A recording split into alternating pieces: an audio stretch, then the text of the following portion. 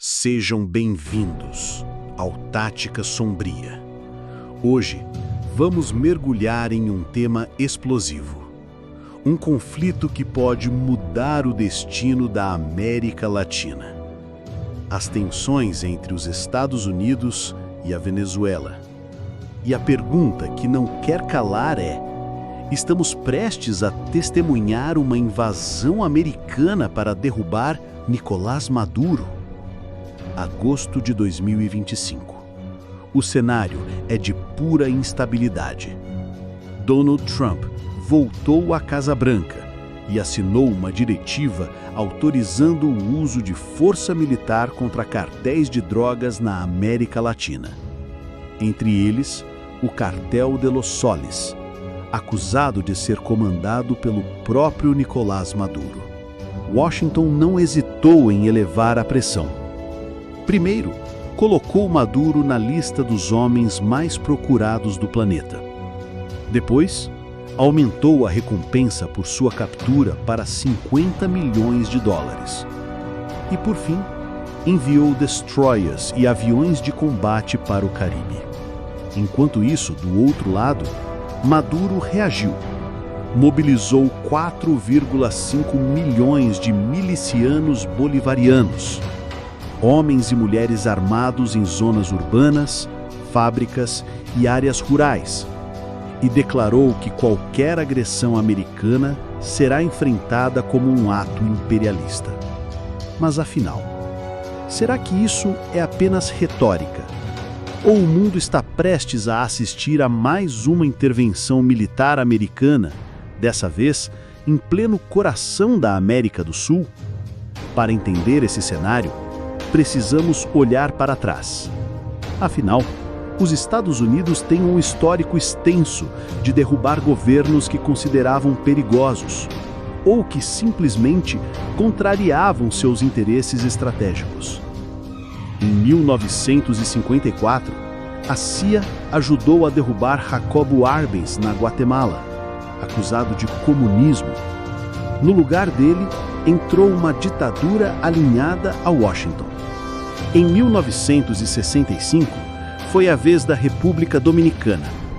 Os Estados Unidos enviaram mais de 20 mil soldados para evitar que um governo de esquerda chegasse ao poder. Em 1983, em Granada, uma operação relâmpago removeu Maurice Bishop, líder marxista, alegando risco para estudantes americanos. Já em 1989, o caso mais parecido com a Venezuela, o Panamá.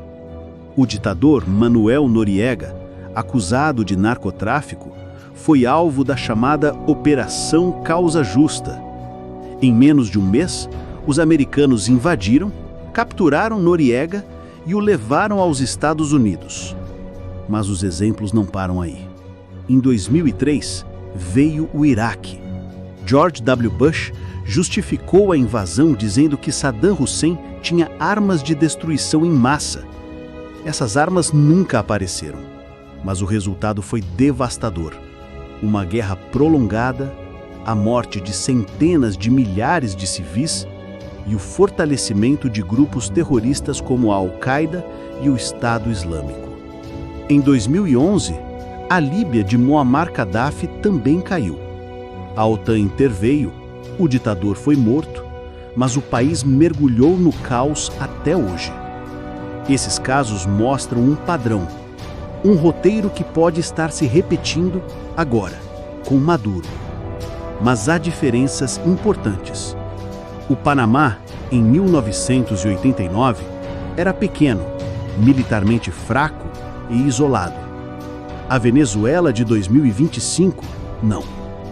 Estamos falando de um país com 300 mil soldados, com milícias armadas e com apoio de aliados poderosos como Rússia, China, Irã e Cuba.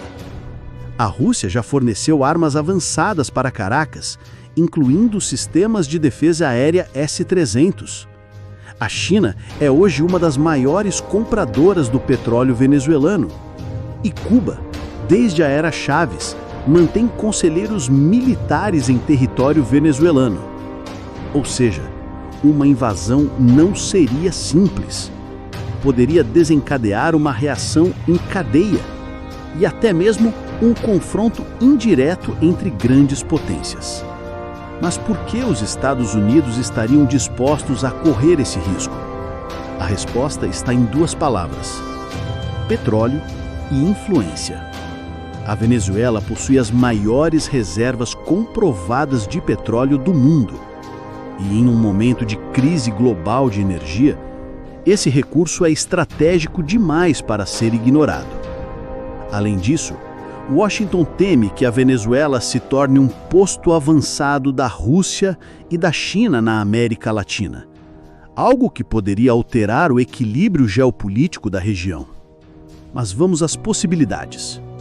O que os Estados Unidos realmente fariam? Existem 3 cenários principais. Primeiro, uma invasão em larga escala, semelhante ao Iraque em 2003. Pouco provável, já que seria caríssima, sangrenta e poderia gerar repúdio internacional. Segundo, ataques cirúrgicos contra portos, bases militares e centros de poder ligados ao tráfico. Uma operação limitada, mas que enfraqueceria Maduro e abriria espaço para a oposição. Terceiro, uma guerra híbrida, combinação de bloqueios econômicos, sanções, sabotagens cibernéticas e apoio a forças opositoras internas. Um tipo de guerra menos visível, mas igualmente devastadora. E o que diferencia a Venezuela de casos como o Iraque é que aqui existe um governo alternativo já organizado. O opositor Edmundo González já é reconhecido por vários países como presidente legítimo. Se Maduro cair, esse governo poderia assumir rapidamente, evitando um vácuo de poder e diminuindo as chances de caos. Mas não se engane, isso não significa que a transição seria pacífica. As milícias armadas, os grupos leais a Maduro e até guerrilhas estrangeiras poderiam transformar o país em um campo de batalha. E nesse cenário, o Brasil não ficaria imune. Uma guerra na Venezuela teria reflexos diretos na fronteira amazônica, com ondas de refugiados, tráfico de armas e instabilidade política. Então eu te pergunto, será que estamos diante de um novo Panamá de 1989 ou de algo muito mais perigoso, capaz de incendiar toda a América Latina? O tempo dirá. Mas uma coisa é certa: os movimentos de 2025 podem mudar para sempre o equilíbrio de poder em nossa região. Se você chegou até aqui, inscreva-se no canal, ative o sino e acompanhe nossas próximas análises, porque o que parece apenas uma ameaça distante pode estar mais perto do que imaginamos.